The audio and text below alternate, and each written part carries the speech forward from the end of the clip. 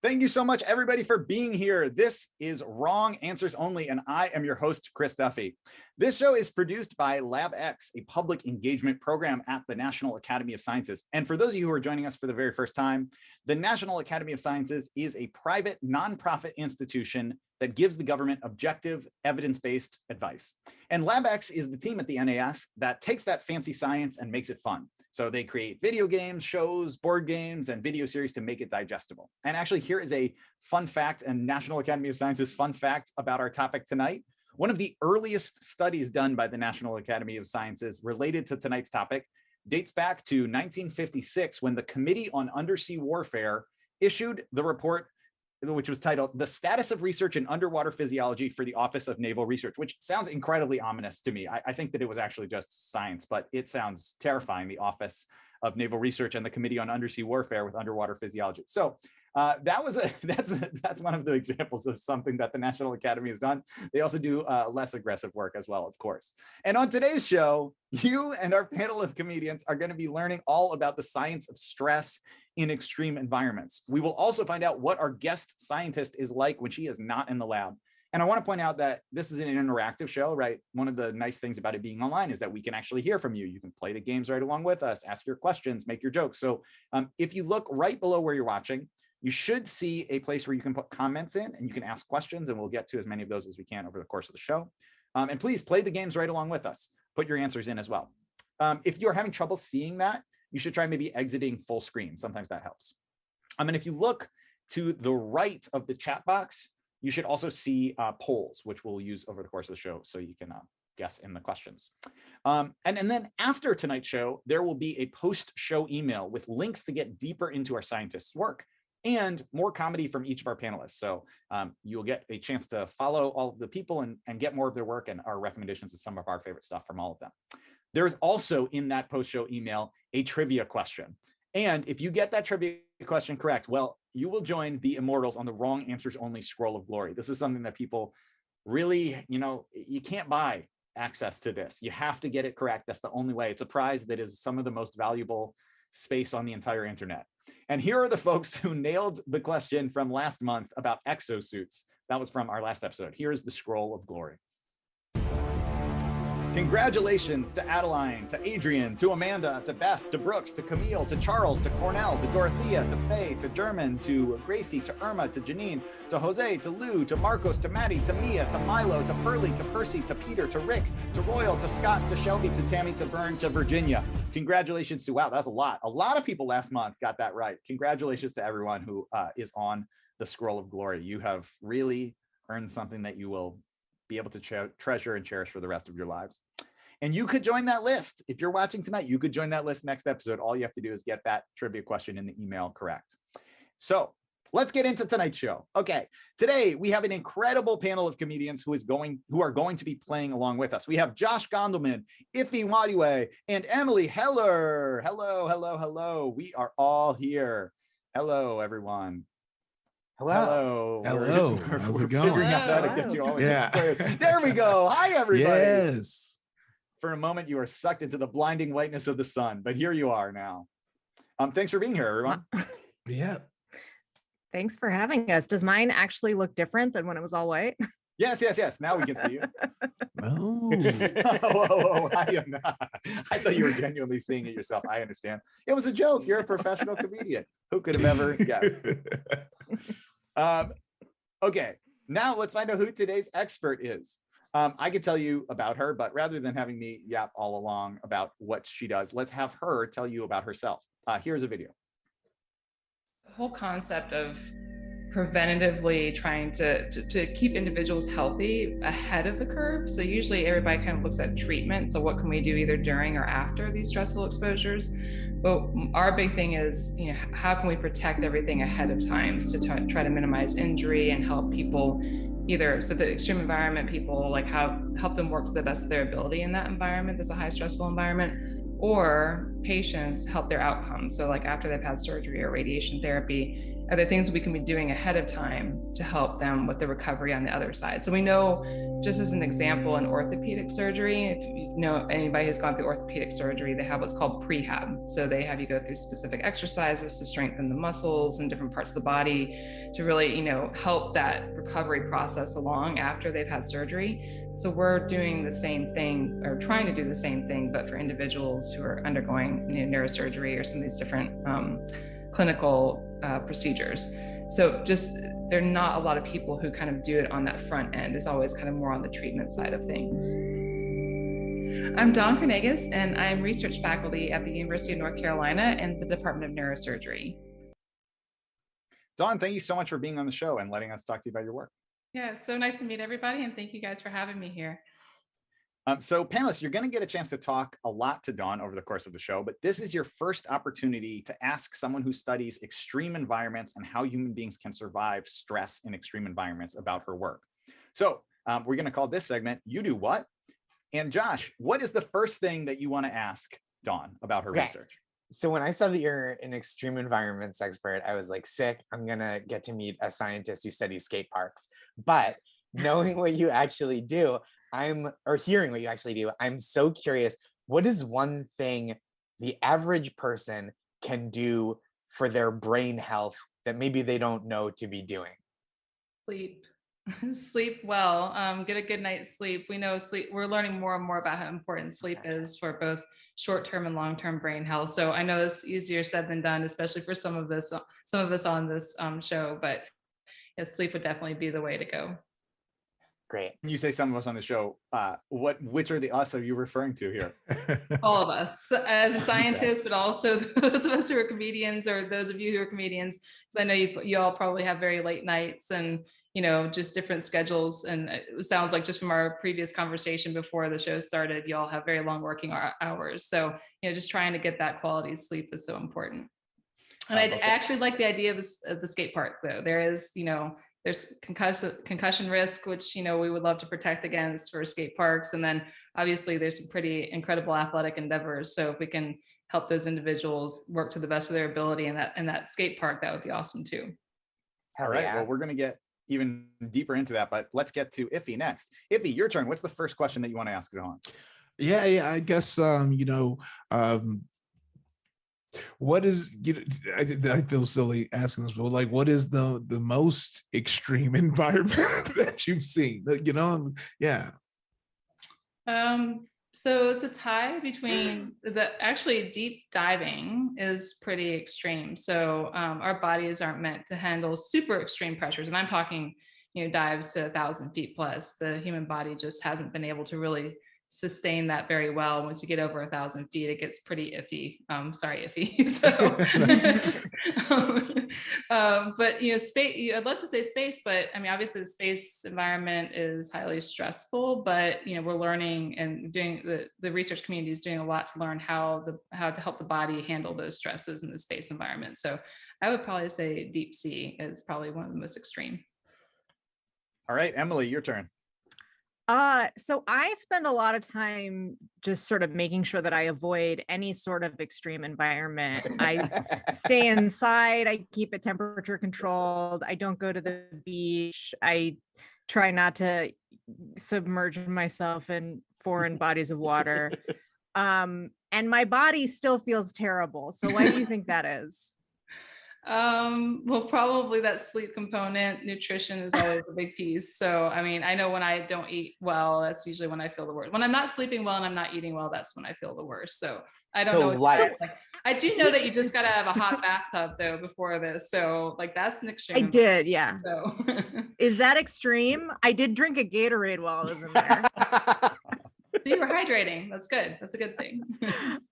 Okay, wait. I have one more question, which is how much sleep do I actually need?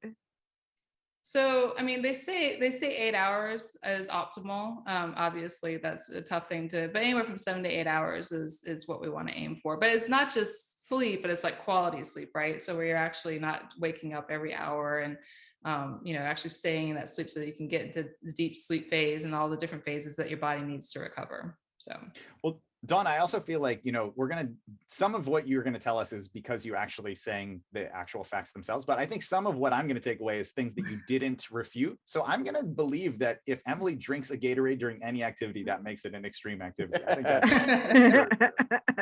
that could be a Dawn, definition. That could be the new definition of extreme environments. So, well, I'm curious though, Dawn, how did you get into studying stress in the first place? It seems like it's kind of an unusual type of thing to study. Yeah, the stress of the extreme environments, that is. Yeah, so this isn't my first career, actually. So my first career, I spent about a decade and a half in the scuba diving industry. And I worked on scuba diving exploration projects, including underwater cave exploration and underwater shipwreck exploration. And some of those projects were really pushing the limits with respect to physiology and how our bodies respond to that environment. And so it definitely came up with a lot of questions, because I would watch my teammates and myself as well go under these really unique stressors. And so started to kind of ask different questions. I pitched an idea to a researcher who's at Duke University by the name of Richard Moon. He's a renowned diving medicine expert. And actually, I used to be one of his research participants for quite some time. So I went to him and I said, hey, I've got this research idea. And long story short, we ended up putting in for a grant proposal, got funded. And that just turned into this whole new career for me where I'm doing this kind of research. So you saw what the sea did to people, and now you study it because you know how extreme it is. So you're like Captain Ahab, but for the ocean itself. I've never thought of that, but I will take that. I've never thought of it, but it is correct. Also, I just feel like I've never met someone before who was like, yeah, before this career, I used to professionally explore shipwrecks. That is, I had no idea that was a job. That's so cool. Did you find treasure? Is that like a stupid question? Is that a common thing that you find? It's not a stupid question. There are people who dive for treasure. So, but most of it is mapping the shipwrecks and doing, just kind of getting pictures of these historic shipwrecks, or even just finding them in the first place, because some of them nobody's actually seen before. So that was kind of the purpose. And then same thing with the underwater caves. A lot of that was mapping those caves and figuring out where the water went, and kind of studying the water quality, and then also studying the biology, because caves have a pretty unique underwater. That's a whole other topic we could go into, but underwater caves have really unique biology too. So we did some sampling and studies in that setting too. Well, listen, obviously we're going to get you back on for another episode called like underwater cave biology or something else. Before we move on, what'd you say, Josh? Everybody know, UCB. That's like the comedy diving crossover. Yeah, exactly. Well, we're going to talk more about your jobs, but before we get into our next segment, let's get our first audience question, which is Ryan wants to know, what's your favorite part about your job right now? The favorite part about my job is the different groups that I would get to work with. So I get to work with, divers. I get to work with astronauts. I get to work with military personnel when it comes to concussion and other types of brain health exposures. But then I also get to work, I'm starting to work more with patient populations, and that we have projects that are spinning up right now to work with neurosurgery patients or patients going through clinical procedures that could affect the brain. So it's really cool. I get to work with all these different diverse populations and kind of figure out what lessons we can learn from each population to apply to the other populations. Very cool. Okay, well, we're already getting some comments that are off the wall from probably from my crew that's watching this. Yeah, I don't even want to know. People asking if you've been to the Titanic. People asking if waking up in the middle of the night, reconsidering every life decision they've made, is an extreme environment. And also someone who to the Titanic. Learn about a second shipwreck. Whoever said that. That's a half the Lusitania. All right. Thank you. Also, someone who's, it seems like, is arguing for sleeping 4 hours a night. So we're going to move on. I want to talk more about your background, because you've had a very interesting, varied path to science. And I always think it's interesting to hear how people got into these fields. So we're going to play a game where we look more at your past, Dawn, and we're going to call this game Dawn or Don. So here's how Dawn or Don works. Panelists, in this game, I'm going to give you 2 jobs, and you have to guess whether both of those jobs are on Dawn's CV or if they're on the resume of a different famous person whose first name is Don. Okay. Mm-hmm. So Josh Goneman, let's start with you. Okay. Hotel manager and FBI agent. Are those on Dawn's CV, or is that on a different person named Don's resume? I'm going to have to go with Don. Okay. Okay. Which one?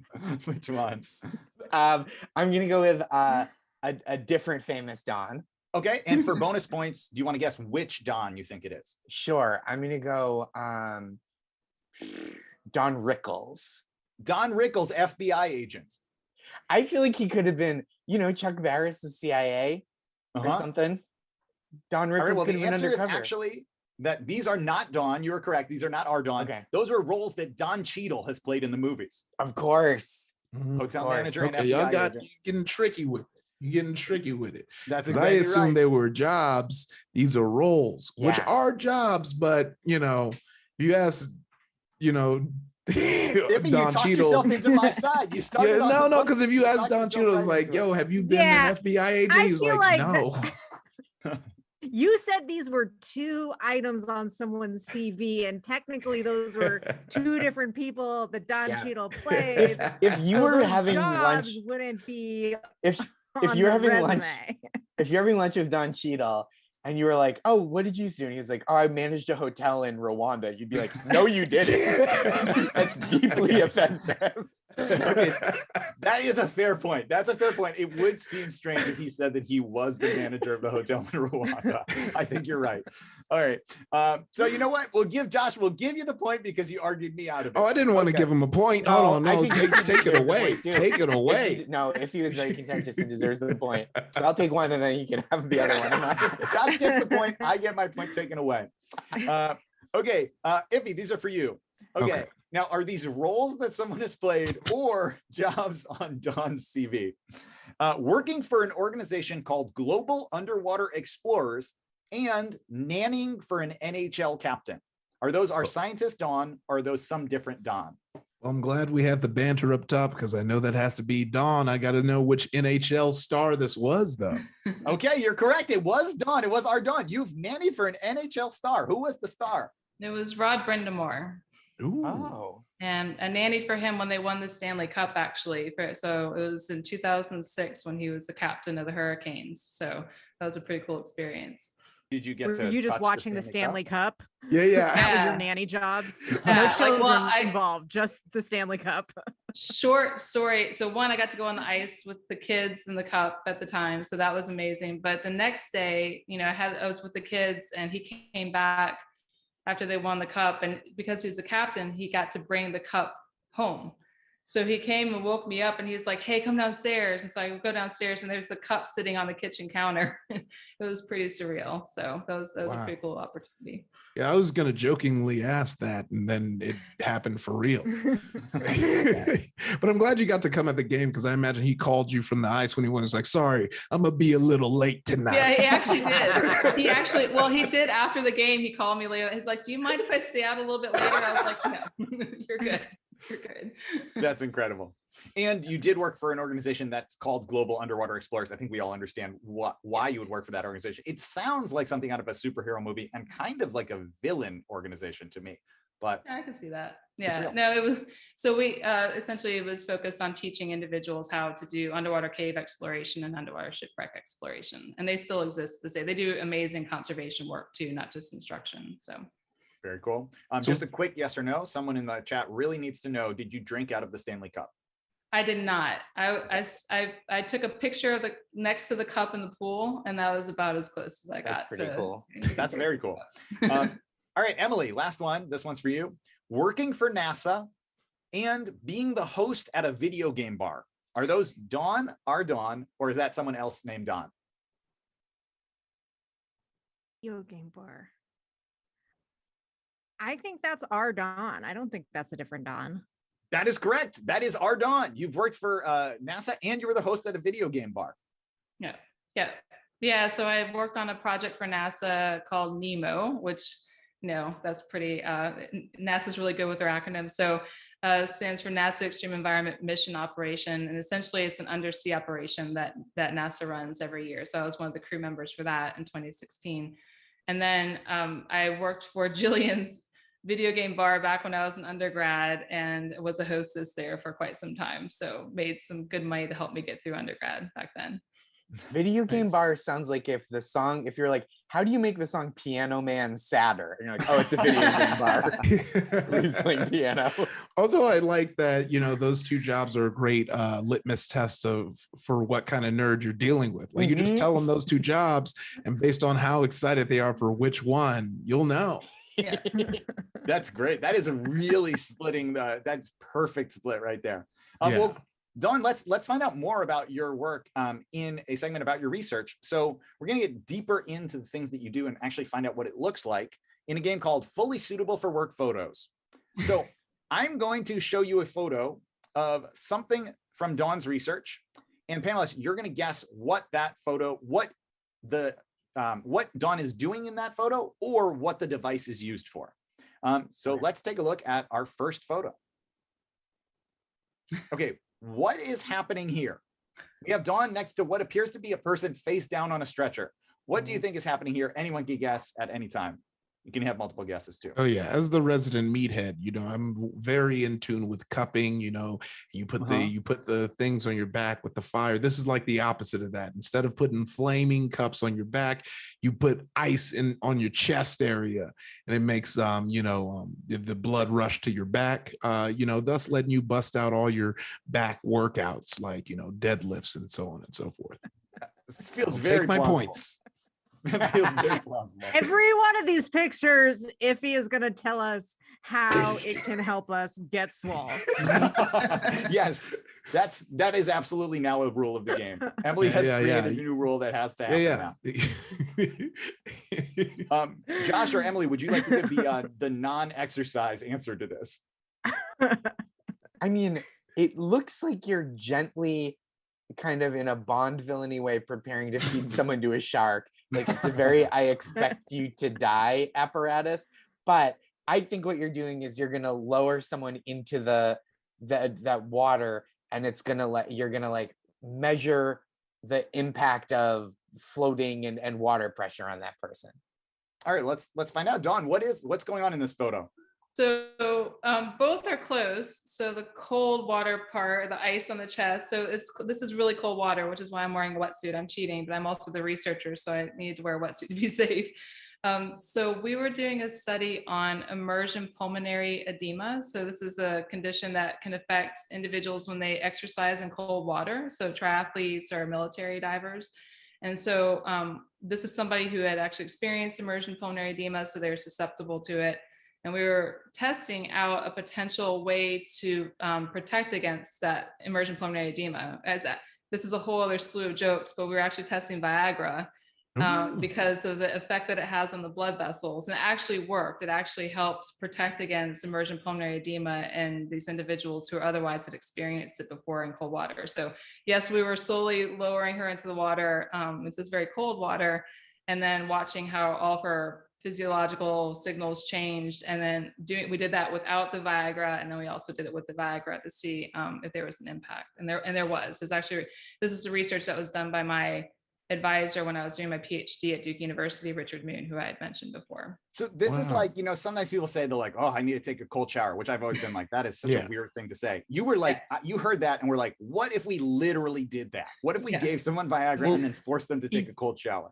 Even more so, Chris, if I could, interrupt the real science with some bro science. The thing that you correct me when I'm wrong, not if I'm wrong, but like the thing that's in Viagra that is in a lot of pre-workout supplements is nitric oxide, and it helps the blood get into our muscles. And so that's why, that's the one thing I know that is in Viagra, and why a lot of dick pills are marketed towards meatheads, because we use so much nitric oxide that when it's time to work with our other muscle, we might have blown the head gasket.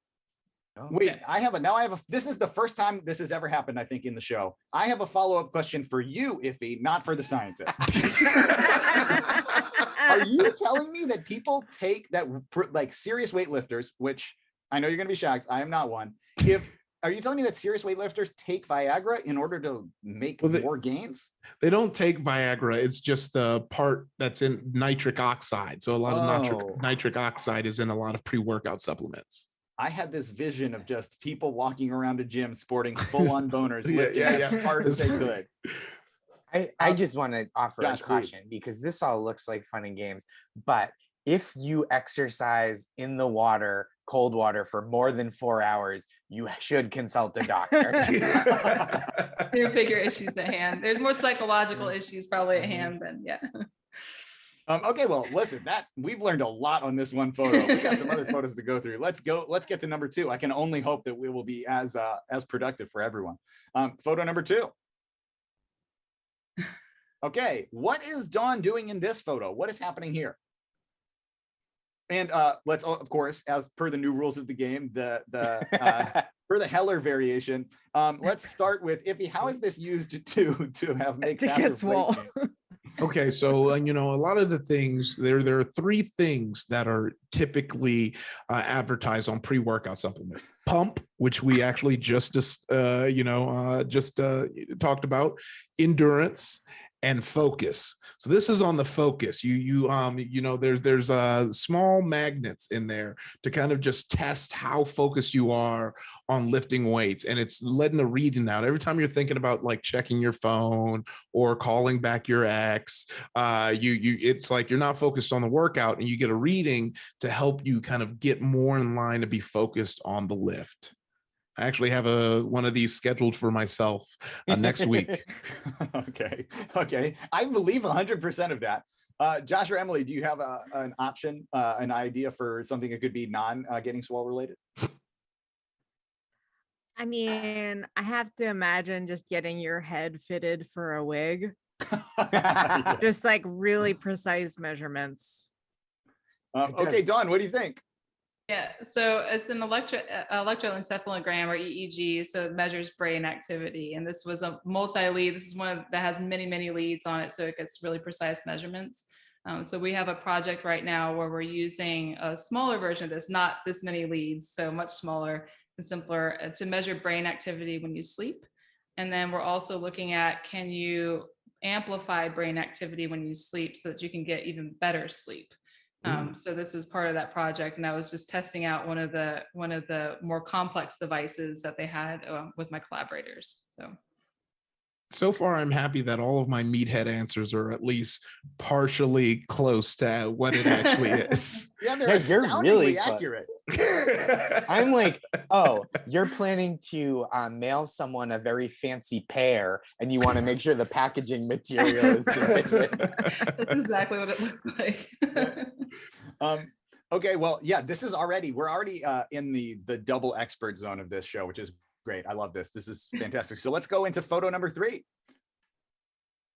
Okay, this looks like a bed, some sort of gurney on a rotating metal disc, or I'm not even sure. So what is this? What do you think's happening in this photo? Let's, of course, start with Iffy. How are you going to use this to get swole? This is the third thing I was talking about that is advertised on, pre-workout supplements, which is the endurance. So this one's going to spin you around really fast to shake your blood up and see how much you can take your blood getting shaken up without, fainting or getting dizzy. And you just put on just a second more a day. And eventually, you're doing it for hours. You can hit that gym nonstop. Honestly, I feel like that seems so close. We should just go straight to you, John. I mean, he got it. There you go. I was going to say it looks like back when you used to work for a Bond villain. That's the thing that you would strap James Bond to, and then the laser would go up to his penis before it looks somehow got out of it. To me, it looks like NASA is testing the physical limits of those trick boxes that magicians use to solve women in house. Okay, Dawn, what is it? How close were they? Yeah, so I like how it keeps going back to me being affiliated with a Bond villain, though. That's awesome. What is mad scientist if not scientist? It's so true. We often forget about the Mhm. scientist part of mad scientists. This is a human-powered centrifuge. So NASA uses centrifuges in general to study changes in gravity and gravitational forces, so either high gravitational forces or really low, like if you're in space and you have microgravity exposure. So this is actually a centrifuge that's human powered. So you actually lay in it and pedal and it spins the centrifuge. And the idea is that NASA had interest in being able to kind of recreate gravity for astronauts when they're in flight. And they wanted to see if it would work if you had, somebody powering that themselves, if astronauts could power that themselves. So they were testing this out at the NASA Ames facility out in California. So I thought it was. And did it work? Can you make your own gravity by bicycling fast enough? I mean, you can create, it's still not going to be nearly as fast and effective as a normal centrifuge. Someone in the audience says this is how doctors deal with that 4-hour erection, which seems plausible. This is okay. Look, I was under the impression that a human centrifuge was when like an astronaut was sewn onto the spacesuit of another astronaut and then sewn onto the spacesuit of another astronaut and all rotated in a circle. We've all seen the movie or the trailer or heard about it. Of course. And you know what? I'll just move on. Don. Well, actually, we got an audience question for Iffy. Iffy, what gym chain is the least extreme if someone is looking for that? Oh man, the least extreme would have to be Planet Fitness, but I don't know if that's a good or bad thing. They have Pizza Fridays. I mean, definitely I've had friends use it as their starter gym, which I'm like, yeah, come there. And then when you want to come lift with the maniacs, just come let me know. But yeah, I had a friend, he was like, I want, because they have the lunk alarm. Where it's an alarm where someone's making too much noise or doing too much when they lift weights, that they hit the lunk alarm. And my friend's like, he's like, I want to get so strong, they hit the lunk alarm on me. And I was like, oh, I don't think that was meant to be a goal. That's how you know you've graduated Planet Fitness. Yeah, you just take your like bindle and throw it over your shoulder, your buff shoulder, your huge cramps. You're like, all right, looks like I'm done here. Well, I think we've mastered this game. I think we've done enough here. I think we should move right along. So I'm going to just ask you a couple more questions from the audience. Then we're going to move into our next segment. For underwater cave mapping, Dawn, how do you not get lost in the dark? Someone wants to know. So cave divers, cave explorers are obviously trained incredibly well. And one of the things that we train for is if you to completely lose, so you have lights, you have backup lights that you take with you. You have your backup for your backup. Your team all has backup. So, but if all that were to go out, if you were to lose all of your battery power and have no lights, then we're trained to be able to find our way back out of a cave in the dark. That's actually part of your training when you're going through underwater cave training. So they teach you so you always have a line that runs through the cave back to the surface. So you could follow it literally all the way out. And you have arrows on that line that actually point towards the exit. So as you're going along and feeling the line, you know that you're going the right way. So if you hit like a junction or something, hey, this is the way out. So I'll keep feeling my way out until you get there. And like I said, we practice that as part of cave training so that we don't panic if something like that were to happen. Wow, that's very cool. Rope with arrows. I had no idea that existed. That's so sensible. Like, oh, put arrows on it. Yeah, of course. I had assumed it was you. If you're stuck in the cave, you yell Marco. Someone outside the cave yells Polo until you found yourself the way out. That's how the game started. Yep.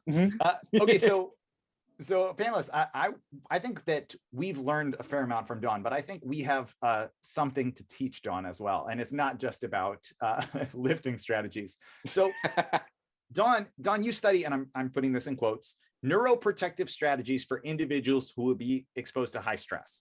And so correct me if I'm wrong, but some of the groups that you've studied over the years, they include divers, pilots, mountain climbers, astronauts, professional athletes, military, and neurosurgery patients. So a huge range of people who are experiencing stress. And I am curious how you get those people into your studies. Like if you need to do a study on mountain climbers or professional athletes, how do you recruit them? Where do you advertise for that? So it's going to depend. If it were athletic team, for example, then you would probably work with the team and see who is interested in participating. Obviously, you always have to get approval and informed consent and all that, all those good things before somebody participates. Mountain climbers would probably start advertising to a mountain climbing group or some kind of site where you would have access to those people. For divers, I was working in Pensacola on my last job. And so we would post to some of the local dive shops for scuba divers and try to recruit them from there. So yeah, it just kind of depends on which population we want to tap into, but we just try to find where you can probably access the most of them and get that information out to them. So far, who's the hardest for you to get? Astronauts are probably the hardest just because there aren't many of them and their time is so precious. So it's really, if you get time to work with them, it's incredibly important that you make the most of it because, they're just so busy otherwise and everybody kind of wants a piece of their time. So I bet though, if you find one, they run away very slowly because of Earth's powerful gravity. Okay, so chasing them down with a consent form. Yeah, they're easy to chase, I bet. Someone should study that. Well, panelists, I speaking of studies that Dawn should be doing, I want for you to help Dawn come up with some future possibilities for studies in a segment called Highly Stressed People. Okay, so I would like for each of you to tell Dawn a group of highly stressed people who you think she should be studying and how you would suggest she advertise to them. So where should she be posting? How can she recruit them? What is a highly stressed group of people that Dawn might have overlooked? Josh, let's get started with you. Okay. What do you think? Yeah, so I think people who work during the morning rush at coffee shops, that seems very stressful. It's like a lot of mental and it's a lot of physical both. Routinely, the guy at the coffee shop in my neighborhood, when I say, "Good morning, how are you doing?" he says, "I wish I was dead." And I'm like, that's the kind of, first of all, I'm sorry. I'm sorry for your life, but that's the kind of intimacy and community that I try to cultivate where I go, that you just tell me when you're having suicidal ideation. But I think the way to advertise to them is you can't go to their jobs, I guess, but you would probably find, where somebody goes, you'd have to advertise where people go to bed early, right? So you would probably need to advertise like on the inside of like a box of sleepy time tea or something. And then you'd be like, "Oh, are you a person that has to wake up early in the morning? Then come, I'm going to study you." Because I think that's a high stress job. Beautiful. Okay, Dawn, what do you think? Give a thumbs up or down. Would you consider that for a future study? Yeah. Okay. Yeah. Amazing. Especially for the sleep part of things, that would definitely be a plus. Caffeine, early mornings, just hating people. Yeah, that's the part that kind of got me. I was like, there's some deeper seated issues there. Iffy, what do you think? What's a group of stressed people that she should be studying? Oh, definitely weird gamers like me, but that's the overall general joke answer. But I think, as esports grow and these kids are like, doing these late nights staring at screens just to, get good, as some would say, it'd be interested to see, ways to really affect, their mental health, but also ways to like keep them focused in gaming. And how would you get them? Where would you advertise? Where should Dawn be putting out these? Oh, Twitch.tv. So we're doing wrong answers only, Twitch, live on Twitch, lots of emotes, and it'll pop across the screen when they're real happy. I'm making this a whole joint venture. I love that. I also love that it would like pop up like, having fun? Let Dawn study your brain. Click here. Exactly. It would actually be a Nightbot timer that would pop up in chat. That's a lingo for a weird bot that just says whatever you want in your chat on twitch.tv. It's like, click this link, join the study. Okay, Dawn, thumbs up or down? Should you add those? Great. Yeah. Okay. So that's actually a population that's studied by some of my colleagues who say that, but because of the focus that's required and because of the sleep deprivation in the past, they weren't always the best about their nutrition and sleep and taking care of themselves. So what? Gamers don't eat well? but a lot of those professional gamers, like we've actually had conferences between like elite military, elite athletes and the elite gamers and talking about lessons that can be learned across all those populations. So that's legit. That's a legit population. So. Wow. Okay. Well, pressure is on, Emily. So far, 2 successful research studies have started right here. What is the population of stressed people that you think Dawn should be studying? Like people who just started selling LuLaRoe, or like anyone who's just joined at the very bottom of a pyramid scheme. Because I think that's a lot of people, and I would be stressed if I were them. So you're in, and you maybe just starting to realize that you got in way over your head, and it is a pyramid scheme. Or yeah, you're in, and you just realize that like all of your neighbors are already in, and there's no one for you to recruit. There's just like not enough human population left on the planet for there to be new people to join. I love that. And I think that's actually a fascinating kind of meta question. How should Dawn recruit the people trying to recruit people into the multi-level marketing scheme? That seems like it'll be the easiest part of it. They've already been tricked once. Yeah. Okay, Dawn, thumbs up or down? You think you should study that? Yeah. Oh, wow. Okay. I've got 3 great research projects to chase after now. So thank you. Also, Emily, I feel like it's begging the question. Have you yourself been sucked into a pyramid scheme or a multi-level marketing scheme? No, certainly not. Okay. No, I have not. And but I'm obsessed with them. So I know people who have. Do I have a favorite of the Yeah, would you like to plug a multi-level marketing scheme? Yeah. Look, true crime, right? People have favorite cults, favorite serial killers. That's true. Ian Ziering from 90210 started one. Oh. And I think that's really weird.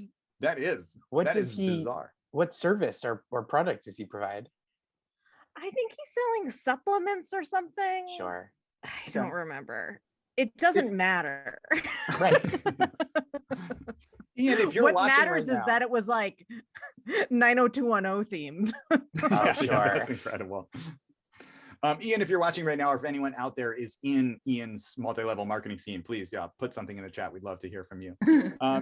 And let's move right along. So Dawn is obviously not afraid of multi-level marketing schemes, not afraid of getting the lunk button hit at the gym, not afraid of deep sea diving, not afraid of shipwrecks.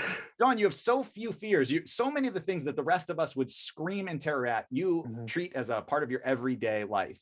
But there is one thing that Dawn is sincerely, deeply afraid of. So panelists, what is Dawn's only fear? Okay. To give you the slightest bit of a hint here, in Dawn's only fear, I'm going to tell you that she is looking at it in this photo. So here's a photo of Dawn looking at her only fear. What is Dawn seeing through the windshield of that car? This is real. Dawn sent this to us and said, you might want to include this. What is Dawn seeing through the windshield of that car? What do you think it is? A truck bed with a whole bunch of like of pipes that you're afraid of getting into a final destination type situation. Really okay. Emily, what do you think? I think maybe that big mechanical spider from the movie Wild Wild West. Yes.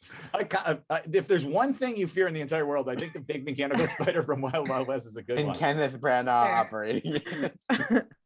Josh, what do you think? Yeah, I think kind of the vast unknowability of the future. Wow. Oh yeah. She just happened to see it through the windshield of the car. Just looking out there, seeing the expanse ahead of her, and she's like, this is like a metaphor for the expanse of time stretched out before me, the edge of which I can barely make out if I squint.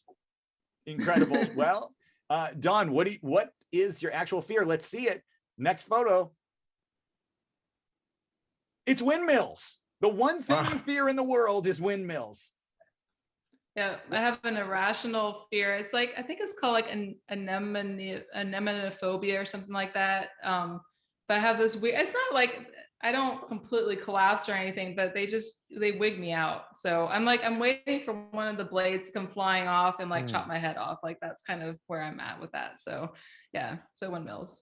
In some ways, I would say that is a combination of Iffy's, Final Destination and Emily's giant, mechanical device. It feels like those two combine into a windmill that flies off and kills you. I will say, thanks to our country's kind of dogged and apocalyptic dependence on fossil fuels, you probably don't come across them that much. I mean, that's the thing. Like, I want the energy that comes from them. So I truly believe in that. So it's one of those, like, I'm just going to have to learn how to live with it and be okay with windmills. So I also think I had a weird diving experience probably back. I know I did, where I got the very large ship came by and the propellers were kind of like just churning through the water. And it's just kind of scary. So ever since then, I've just kind of been wigged out by the blades on windmills. But I think it would wind power. Do you think it would help if they attached metallic streamers to them, like the handlebars of a bicycle, like just to make it a little bit more whimsical for you? Yeah, that could be. That could help. Someone who I presume is from your office says new office decoration ideas. So oh boy, that's so mean. No. So mean. Yeah, I see that one coming. Well, panelists, do you have other questions for Dawn about her research or her work? We've covered a lot, but what else do you want to know? What do my dreams mean? I can't help. I mean, I have some really weird dreams, so I'm the wrong person to ask. What's an example of a weird dream you've had, Dawn? We'll take that. I actually had a dream not too long ago. I actually woke up laughing, which is like the best way to wake up. I was laughing in the dream and I actually woke up like laughing out loud. So that was a pretty cool way. I don't remember what I was laughing at, but it was really funny apparently. So that was just a really cool way to wake up. I have a question. Please. Yeah. What is an environment that's extremely stressful that people wouldn't expect to be stressful? Like something you've studied where you're like, oh, I guess it does cause all this stress. I just never considered it. That's a good one. Trying to think. The gamer one. The gamer one is one. I mean, I don't think people don't really kind of associate that, but just the cognitive stress, like the amount of thinking and processing that you're doing, and then again, just kind of, and also the repetitive motion too, actually can cause a lot of stress. So that's probably. I didn't realize. I remember when I first went to the meeting and they were talking about the gamers, I was like, really? Like you're going to equate this to elite athletes? But once we got in and watched them actually go through a tournament, it was like, wow, I can't believe what they do and how long they sustain that for too. It was really impressive. It's interesting because you seem, I obviously don't know you personally, but you seem very chill.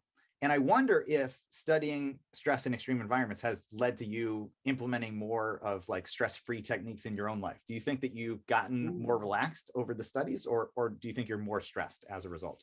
Yeah, it's a great question. So my nickname when I grew up when I was younger was Dawn Stress, like Dawn Stress. Because I was stressed out all the time. And it was stress I put on myself. I was like, I had to have all A's. I had to be like, all these things. Anyway, I've definitely gotten away from that. I'm no longer that way. But I definitely implement things like deep breathing and yoga and some things and then exercise, just regular exercise, just those things that definitely help. Because I know when I'm not getting those things, I start to get kind of wound up. So yeah, I definitely pay attention to what can help me de-stress. So your nickname was kind of like advice to you and a play on your name. Yeah. That's rare. That's a pretty good nickname. I feel like you don't hear those often. Yeah, Dawn Stress. Yeah. Other questions for Dawn, Iffy, Emily? Well, let's go to some of the audience ones then. Of all the groups that you've studied, who was the most stressed? The most stressed.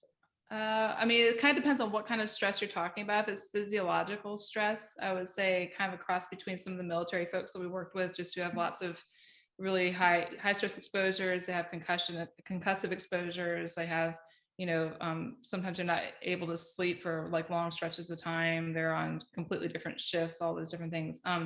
There's a lot that happens to astronauts, but we're learning more and more about how to protect those changes and those stressors for astronauts. So it's kind of cross between those two, but I would say definitely like when you meet some of these military personnel, and in particular some that really are kind of pushing the limits, so you realize how much they're putting their bodies and their minds through. it's really impressive. Well, Dawn, thank you so much for everything that you've shared. We're coming kind of close to the end of the show. I want to ask you one more audience question, and then we're going to come into the final piece here. First of all, I want to tell you that to make you kind of in solidarity with you having fear of windmills, that's maybe not the most typical fear. Someone said, I am afraid of the Library of Congress. So, you know, there are people who are afraid of other things like that out there as well. Fair enough.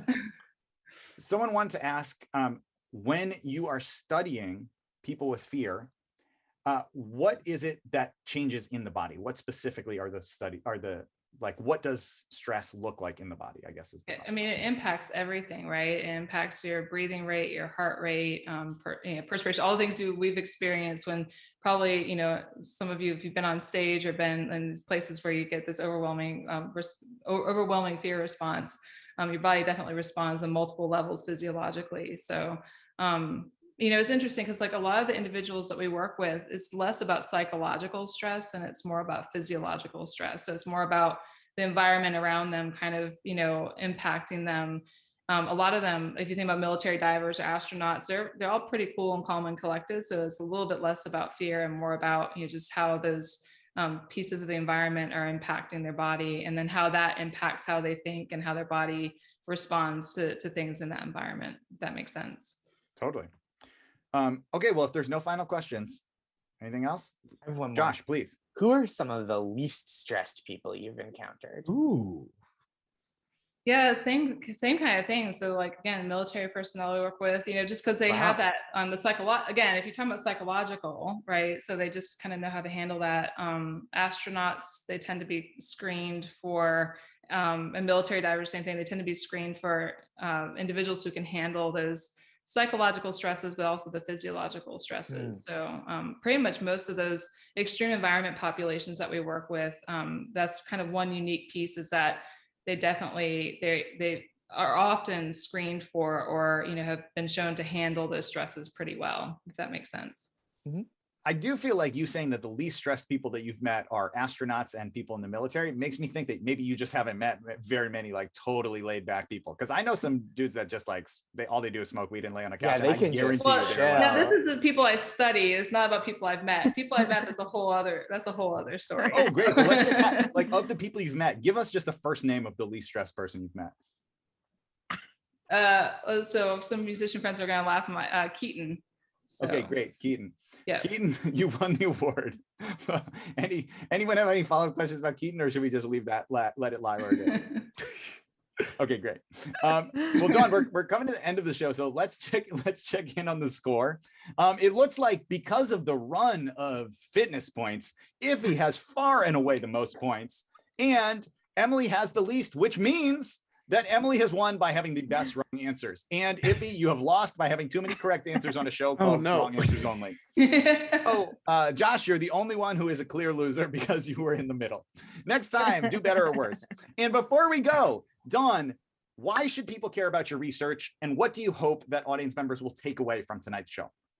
As far as caring about our research, so as we're studying individuals that work in high stress environments, we're also applying those lessons learned to patient populations. So looking at ways, again, to protect the brain and nervous system for those individuals undergoing stressful clinical procedures, for example. And so, you know, there's a lot of lessons we can learn from the extreme environment populations and transfer to patients, but then also a lot we can learn from the patient populations back to those individuals working in extreme environments. And then a lot of those lessons that we learn about protecting the brain and nervous system are things that we can implement even day to day in our own really stressful lives, or often stressful lives.